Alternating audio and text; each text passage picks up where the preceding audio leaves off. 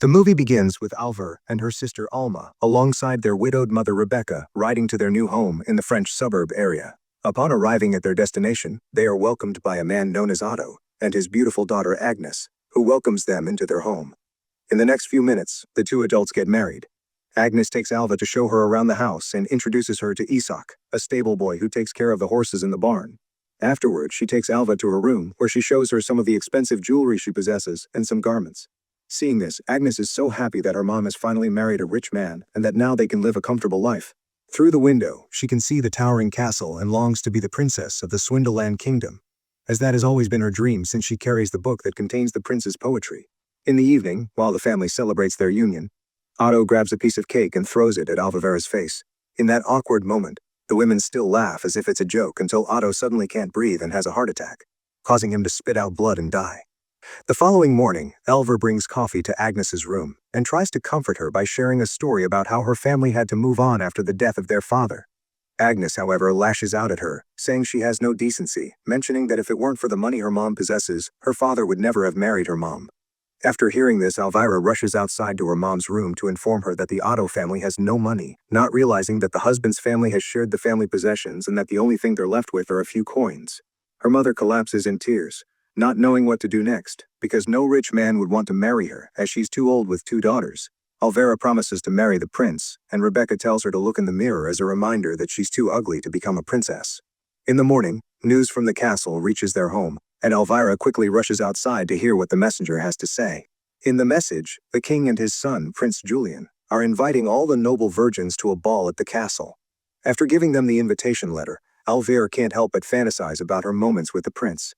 Her mom learns about the invitation and immediately calls a doctor to help prepare her daughter for the ball by first removing her braces.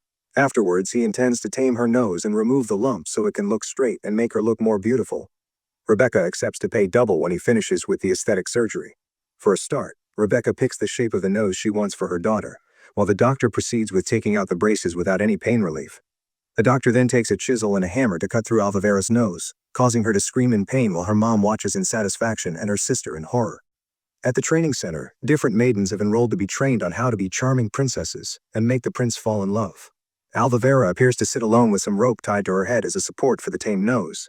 A few minutes later, Madame Sophie enters the room to tell everyone that she and another lady would oversee the selection process.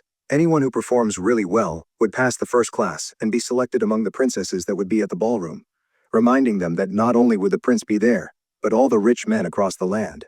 So if they don't get the prince, they might get to go home with one of the wealthy families. The class begins and their first instruction is to learn how to dance like a princess.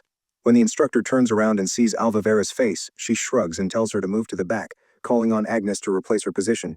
During dinner, Elvira is served a lemon portion while everyone else feasts on rich, potent food, including Agnes. Agnes tells Rebecca that she has selected a date for her dad's burial, but Rebecca replies that there's no money for that now, and that she has to wait until after the ball at the castle when Elvira eventually gets married to the prince.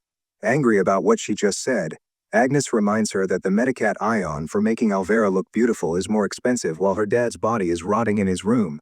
But Agnes simply tells her that some things cost money and that her dad's funeral shouldn't cost a dime. Since her daughters are also his sisters, she will be sharing some of her clothes with them. Agnes gets angry and leaves the table to go pray to her father, only to find that his body is already decaying. The following days are filled with different training sessions that include balancing a book on the head and greeting the prince.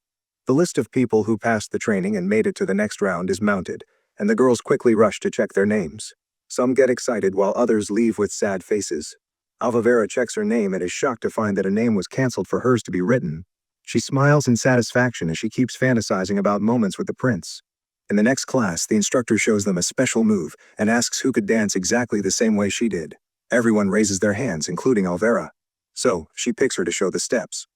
After some moves, the instructor stops the music and calls out to her, saying she's a failure and that she doesn't like her at all. If not for the bribe her mother paid, she wouldn't have made it this far. The instructor then calls out to Agnes and two others to show the class how to do the dance moves, while Elvira cries in the corner. That evening, Elvira tries on some of Agnes's clothes, but she's too fat for them to fit. In the morning, during a meeting with Madame Sophie, Elvira tells her that she feels hopeless because she's too ugly and fat, and the prince wouldn't look at her twice. But Sophie tells her that's not true, as she sees so much of herself in her, and offers her something to help with her situation. She rides on a horse with her sister to the woods, where she shows her the gift Madame Sophie gave to her. revealing it's a tapeworm that would help her get slim and beautiful and hard for the prince to ignore. Once that is done, she can drink an antidote to take out the worm and begs her sister to keep it a secret. Alma thinks she's taking it too far and heads back home with her horse, ignoring Alva when she screams for her to come back. Afterwards, we see Elvira swallowing the pill that contains the tapeworm. That evening, when she gets home, Elvira can hear some humping noises in the barn and goes to check. To her shock, she sees the stable boy and Agnes making out together. The next morning, Elvira watches as Agnes is dragged out of her room by Rebecca, who found out about last night. She takes off her necklace and tells Agnes she's lucky she's not throwing her out of the house. From now on, she has no rights and will be working as a slave in the house. Agnes watches through the window as Isaac is thrown out of the house while naked. 3 months later, Elvira can now take off her mask to reveal a very beautiful straight nose that her mom admires so much. She now looks very slim and fit thanks to the worm she ingested.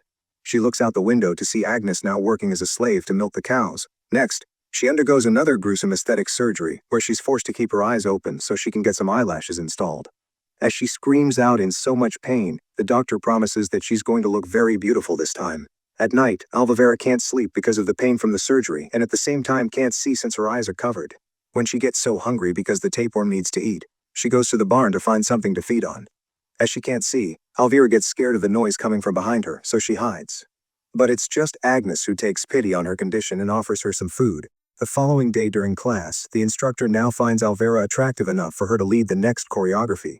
When she's home, she eats uncontrollably, and Agnes happens to work as a maid to help her with everything, including reading out her favorite poetry.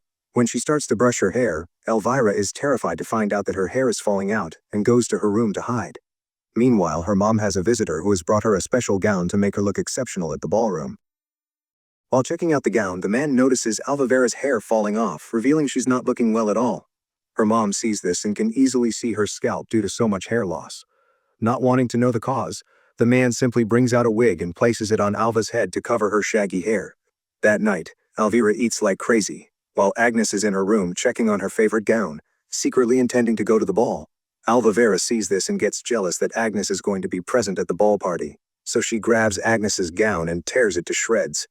Rebecca hears the noise and comes to separate the girls. Agnes leaves the room while Rebecca assures her daughter that Agnes wouldn't make it to the ball as she has nothing to wear, and that she would be the most beautiful girl in the room, telling her to go back to sleep after giving her some potions. In the other room, Agnes is seen crying on the corpse of her father when a bright light shines through the room, and it appears to be the spirit of her dead mother who helps her with a shoe and a dress to wear to the castle to meet with the prince. At the castle, the maidens are introduced to the prince, each coming out to dance and showcase their bosoms to him while their resumes are read out loud so the prince knows what he's dealing with. When it gets to Elvira's turn, everyone is marveled at her beauty, wanting to take turns dancing with her. Even the prince's friend admires her so much. Every male queues up to dance with Elvira, and when it's the prince's turn to pick a maiden to dance with, he goes straight to Elvira and asks for her hand to dance. While they dance, Elvira can't help but feel tearful that the moment she has always dreamed about is now right in front of her. Suddenly, a maiden enters the ballroom, and immediately, the prince ignores Elvira and goes to dance with Agnes right in front of her. This shatters Elvira's dream of ever being with the prince. She cries and starts to feel sick, rushing out to throw up. To her shock, it's the eggs of the tapeworm that's causing her to feel this way. Her mom quickly comes to help, and Elvira cries out, saying she's dying. Rebecca cleans her up and tells her that there are other great men lining up for her, and that she should pull herself together. Agnes spends the rest of the night dancing with different types of men, and she can't help but keep seeing her mom drunk and laughing with multiple men. Worse is seeing Agnes dancing with the prince. Agnes quickly leaves the ballroom and the prince chases after her. He comes back a few minutes later to announce to everyone that any girl whose leg fits the shoe he's holding would become his bride. That night, Elvira gets home filled with hatred towards Agnes and grabs a knife to stab her, asking for the shoe.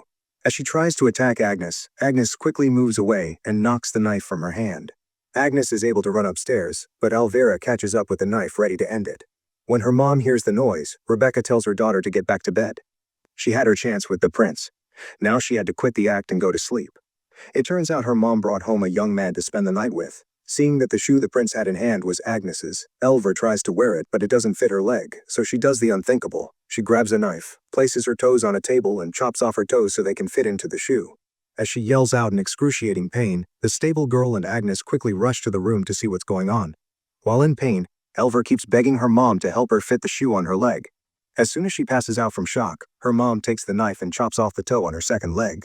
While unconscious, Elvira dreams about finally wearing the shoe and it fits her leg perfectly. When she wakes up, she finds that her 10 toes are gone.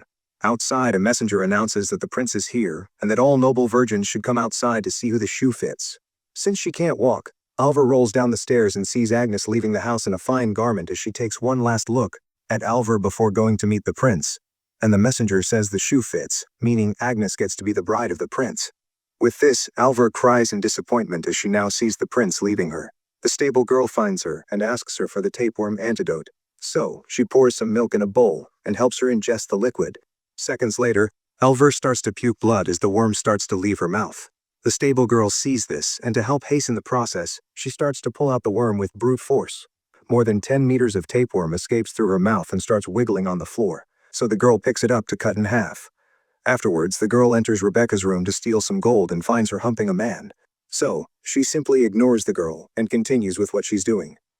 Later, we see the stable girl helping Elvira to get out of the house by holding her legs while she moves with her hands.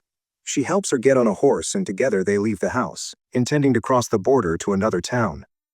What did you think? Did the ending surprise you or were you expecting it all along? Let us know in the comments below.